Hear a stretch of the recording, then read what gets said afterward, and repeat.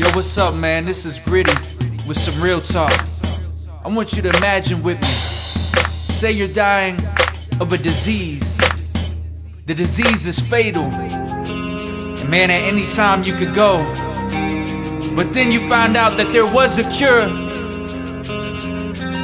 But you still rejected the cure.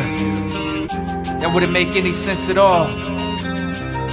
Now, picture, you're in sin. And you found out that Jesus was the cure. What would you do? You're bleeding eternally, needing emergency, not seeing the urgency, fleeing the surgery. You say you got time, but you're leaving the earth to be the temporal. It's about to be meeting eternity. Here comes a physician, try to offer you some medical attention. Listen, death is inevitable, your sin is incredible. Satan is waiting in the night with the bright light like the angelical. To lose the blood, refusing the ark and choosing the flood. Insanity, God said it's sin.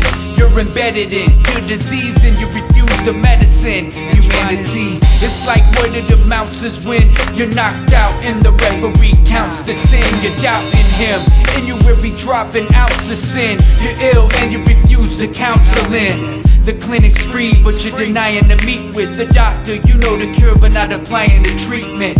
You're numb like an anesthesia, man, they need you. But most of them got plans to leave you. Short of breath, pulls off the oxygen mask. Dead man walking, goes back to the rocks and the cash. It's like saying I wanna pray, then hey, a hurricane's coming, dog, I'll just stay and wait. Ignorance. Here comes Rita and Katrina. You're about to die, but you're holding on to your beamer. Warning, there's chaos in effect, but you say you're okay, cause you got a cross in your neck. I know all of us don't fit that category, but you've only heard half the story.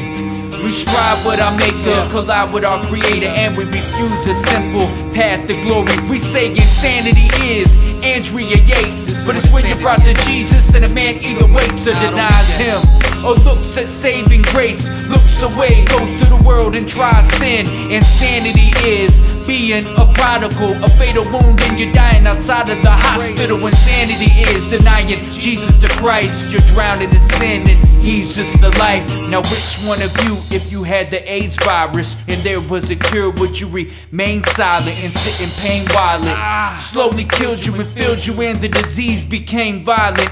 And then you were told of a vaccine. Look the cure in the eye and then run out the vaccine.